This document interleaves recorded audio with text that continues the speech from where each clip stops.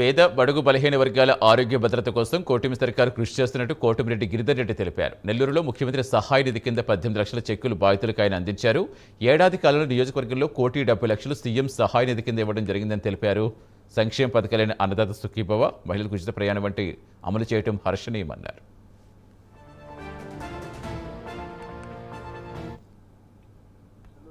Rural నియోజకవర్గంలో MLA గారి ఆఫీసులో నెల్లూరు రూరల్ నియోజకవర్గానికి సంబంధించి సీఎం రిలీఫ్ ఫండ్ కింద దాదాపు 18 లక్షల రూపాయలు ఇవ్వడం జరిగింది. గతంలో ఎప్పుడూ లేని విధంగా కూటమి ప్రభుత్వం అధికారంలోకి వచ్చిన తర్వాత తెలుగుదేశం, జనసేన, బీజేపీ కూటమి ప్రభుత్వం అధికారంలోకి వచ్చిన తర్వాత గౌరవ ముఖ్యమంత్రి నారా చంద్రబాబు నాయుడు గారు ఈ ఆరోగ్యం మీద మధ్యతరగతి, పేదవారు, బడుగు బలహీన వర్గాల వారు ఎటువంటి ఇబ్బంది పడకుండా ఉండేదానికి ఏదైతే మాట ఇచ్చారో ఆ మాట ప్రకారం ప్రతి ఒక్కరికి కూడా సీఎం రిలీఫ్ ఫండ్ అది రావడం కూడా చాలా త్వరగా, ఎప్పుడు మనం చూడలే ఇంతవరకు కూడా. గతంలో ఎన్నో ప్రభుత్వాలను చూసినాం కానీ గతంలో ఎప్పుడు కూడా ఈ విధంగా రాలా. ప్రత్యేకంగా ఈ రోజు నెల్లూరు రూరల్ నియోజకవర్గానికి 17,67,000 రూపాయలు ఈ రోజు మనం వారందరికి కూడా ఇవ్వడం జరిగింది. అదేవిధంగా ఇప్పటిదాకా నెల్లూరు రూరల్ నియోజకవర్గంలో ఈ సంవత్సరం నెల 2 నెలల కాలంలో 1,70,00,000 రూపాయలు సీఎం రిలీఫ్ ఫండ్ కింద ఇవ్వడం జరిగింది.